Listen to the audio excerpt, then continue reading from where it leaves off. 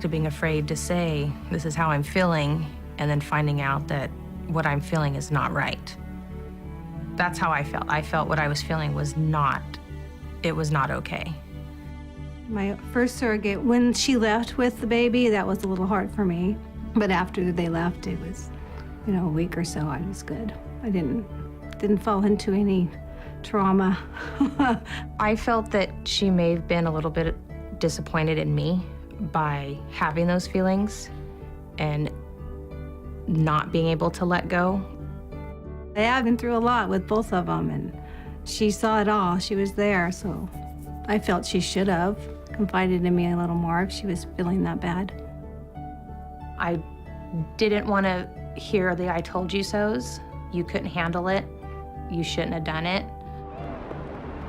So I kept all of that in, and then it kind of put a damper on me and not taking care of my son.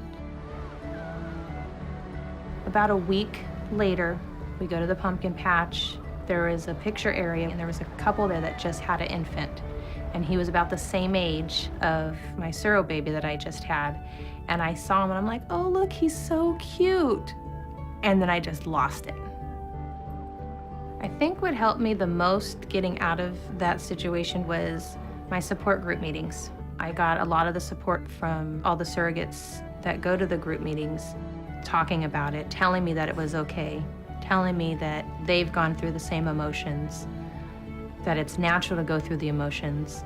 When you give birth to a child where there's a biological connection, you're gonna go through the same emotions and feelings and everything just giving birth to a child.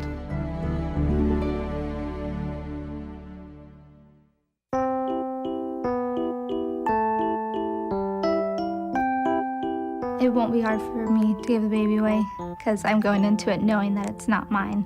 So it's not really giving a baby away, just giving a baby to the parents. My husband was concerned that I may not be able to give the child back to the intended parents without feeling a sense of a loss, but I absolutely had no worries about it. I knew from the beginning that it wasn't going to be his and my child. It'll be hard when the time comes to give away the baby, but I'm prepared for it, and I'm prepared to make another family happy. It's kind of like when your best friend is having a baby and you're very excited and happy for her, or even your sister. You prepare yourself the whole pregnancy knowing these babies are not yours to love on the same way. I love them, but they're not like my son, my daughter. I wasn't attached to the child in a way where I wanted to nurture it and mother it.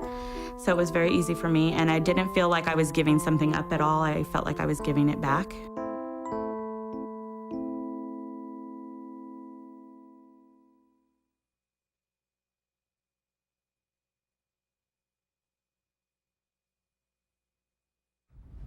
When is your next doctor appointment? It is the 16th for the ultrasound. July 16th? Yeah. Okay. Are Stephanie and Jason coming? Yep, they are. This evening, Stephanie and Jason are going to be coming over, and we're going to have a little cookout. Are they going to find out the genders? I don't think so. Jason was kind of wavering, but I think Stephanie was trying to convince him to wait. Mm-hmm. But last I heard, no, they weren't going to find out. It'll be good to see them. We've only actually been with them twice in person, so I think we're just going to hang out and have a good time. First time I met Stephanie and Jason, I could totally see hanging out with them, going to movies with them, being best friends with them. They're a very nice couple. Could you pass me a bun, please? You got a double bun. I liked your post the other day when it said the twins are playing racquetball. Racquetball, yeah, it felt like they were playing racquetball. It's kind of like they were like going from side to side or something, I don't know. Can you tell, like, if it's one moving or it's... Sometimes it feels like they're side by side. And I know the last ultrasound they were. I don't know if it's just one moving more than the other. I have no idea. That's interesting. It'd be interesting to watch them, for sure.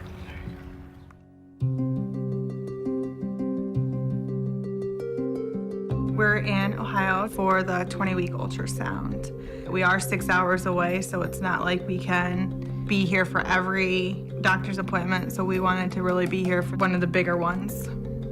With this process is, we've got an ultrasound picture since they've been implanted. So to see like the process and the progress, it's awesome. He's fighting me back too. He's pushing back and arching his head away from me. I would be too with how you're poking me.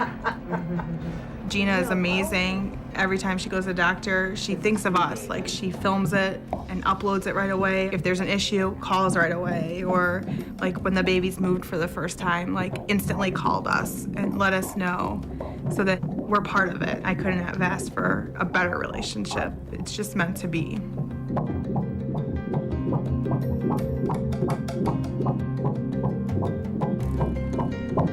That heart beats faster. Does that heartbeat faster? Well, that's because I think he's a little angry right now. It's even better than the last one that she sent. She sent a video of the last ultrasound she had. It's totally different. It's nice to be able to see them move around and interact and see their fingers and their toes. You know, they're no different than us. The more active they are, their heart rate goes up. When they're at rest, their heart rate comes down. I think it's exciting. You know, this will be their only time that we see them until they're here. Can't rule out ADD yet. But they do. They're really nice. Okay? I gotta get this young lady off her back. Yep, that's Are fine. you guys okay? Yeah. I feel that's ours also now. I mean, before we always felt that it's ours, we know it's ours, but now we feel more part of the process. Yeah. Yep. Being 2 states away it's a little difficult, but now I feel much better. You should have seen, it was They're little hilarious. boxers. It looked like they had They were boxing boxers. gloves on. Punching Like, each other. The arms were going back and forth like this. You could see all 4 or just one? Just 2 and then someone's face.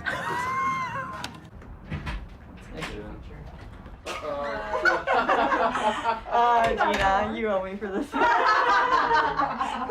a good one. Good. Did you meet Jason and Stephanie? Yeah, we did again. Nice to meet you. Yeah. Jason and Stephanie. Yes. Yeah, great. That's good. How you feeling?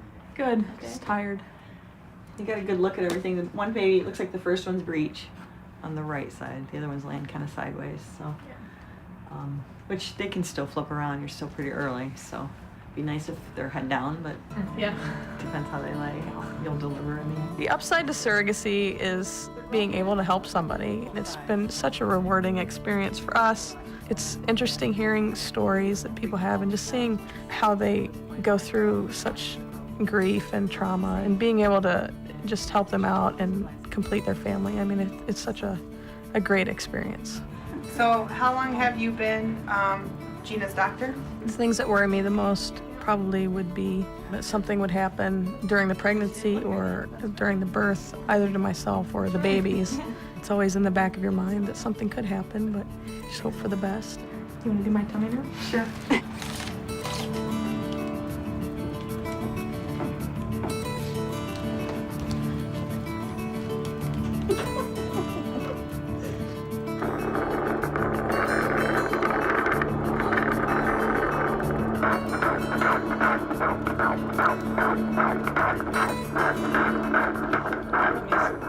we didn't talk about your great husband either. What Gina is sacrificing is her time and her body, but it's a gift that many people don't have this opportunity to share with another couple, and it's very noble what she's doing.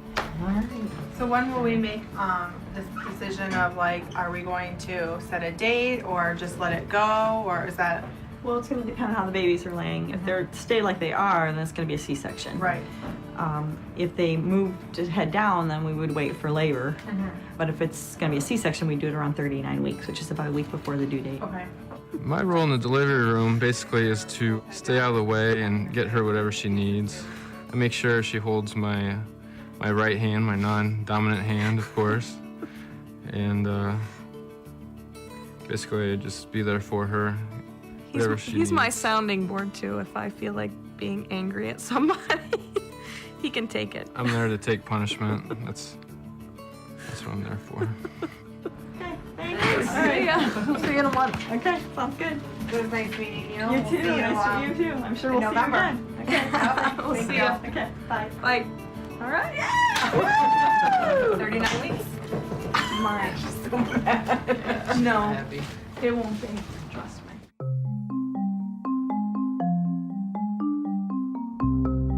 I believe that the world is being much more accepting of gay marriage, gay parenting, and therefore this is going to be one way that gay couples are going to have children. The studies that have been done following up children from gay marriages found that all that really mattered was a stable relationship. I don't think my children experienced anybody saying anything to them that felt at all homophobic. We have many gay same-sex couples that we work with, and many straight single women, single males. We just want to help somebody have a child, and if they are ready to be a parent and can support and love that child, that's all that's important to us. About 14 years ago, maybe 1 in 10 of the surrogates would work with a gay couple. Today, I would say 8 or 9 in 10 will work with a gay couple, and more than half of those people say they only want to work or would prefer to work with a gay couple. I think I would prefer to help a male gay couple. I did not hesitate to work with a gay couple. My IPs are a gay couple from New York. This is the only way that they can create their family.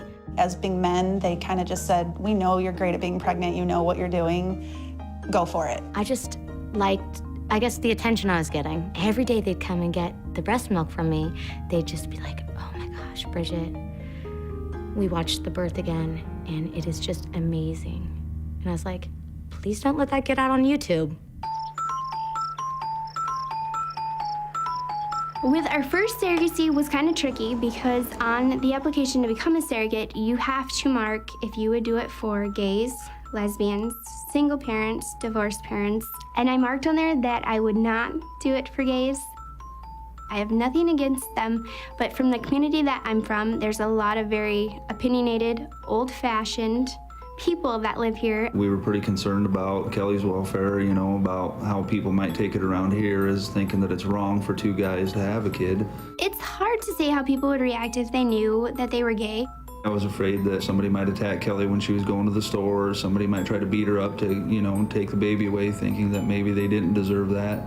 But then we heard their story, and we got to communicate with them, and so it made my decision a lot easier, but there's still people that don't know that we did it for gays. Surrogacy is not allowed in France. It's almost considered child buying, selling. It's very frowned upon, but there is a lot of surrogacy babies over there. Communication was difficult at times because they spoke French and I only speak English. They came to like 7 appointments. They were very involved. They actually flew all the way from France for 1 ultrasound, stayed just for the ultrasound. We went to dinner and then they got back on the plane and they went home. It was amazing how ready they were to be parents. They both wanted to donate their sperm. They had their egg donor picked out, so they both donated and they had like 36 eggs. They split them in half, and when they implanted, both eggs took. So when the babies were born, they have the same mother but different fathers. So it is very unique. The guys were coming a month early to wait for the babies to be born. So we actually lucked out and we had the babies 2 days after they got here. The first time they held their babies, it was pretty amazing. It's everything that we hoped for. I'm glad there was 2 of them. They each kind of took one, and they were naturally drawn to who had which baby. They were crying and pretty excited, and I'm pretty sure nervous a little bit at the same time, you know, because having 2 kids, especially twins, you know, that's, you better be on your game for that one. We were really happy for them and happy that they were taking them home, so. Yes, absolutely. They were very deserving parents, and they're still in contact with me, and they're doing very well.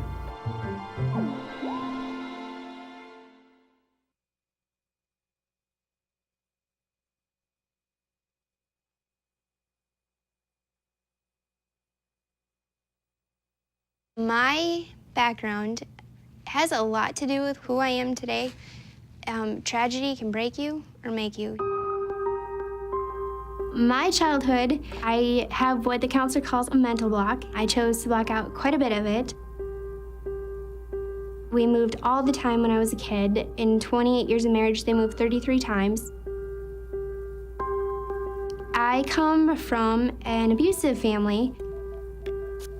Not so much me, I was more just mentally abused by my father. My siblings and my mom were physically and mentally abused. I seen them all get thrown over cars or into cars or knocked on the steps.